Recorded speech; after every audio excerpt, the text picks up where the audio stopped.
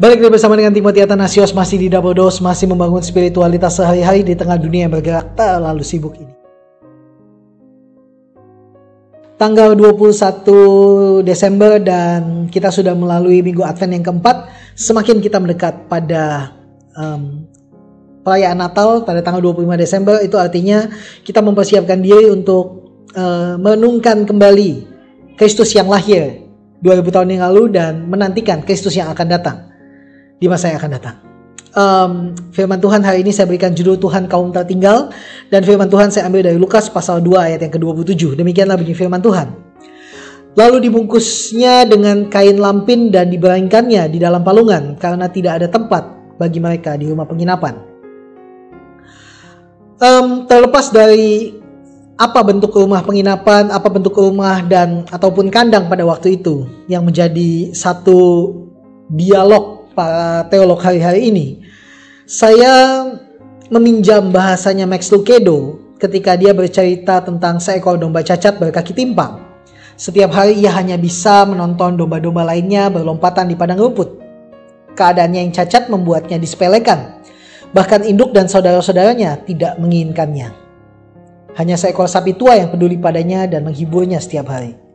Satu pagi ia terbangun dan melihat bahwa kandangnya sudah kosong. Majikannya sudah pindah dan membawa seisi keluarganya, hanya ia dan seekor sang sapi tua itu yang masih ada di situ. Mereka semua sudah pindah untuk menghindari musim dingin. Mereka meninggalkannya bersama si sapi tua yang sudah dianggap tidak berguna lagi. Kesendirian itulah yang membuat mereka saling menjaga satu sama lain. Sedih, ditinggalkan oleh orang-orang yang disayangi.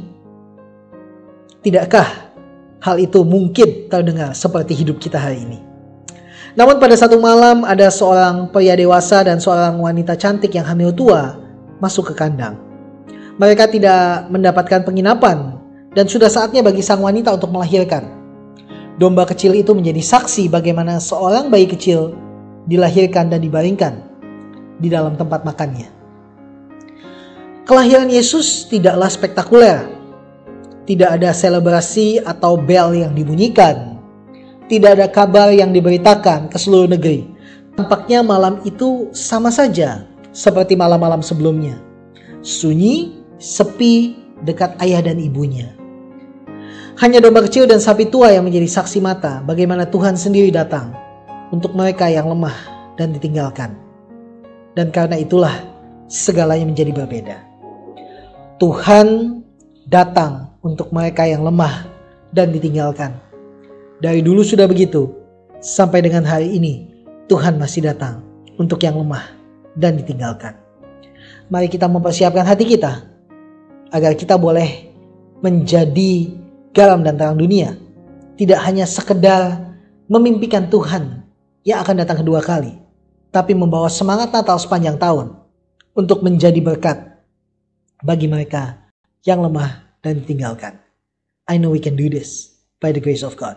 I pray for you guys. Ambahi mulia dalam Gusti. Tuhan Yesus memberkati.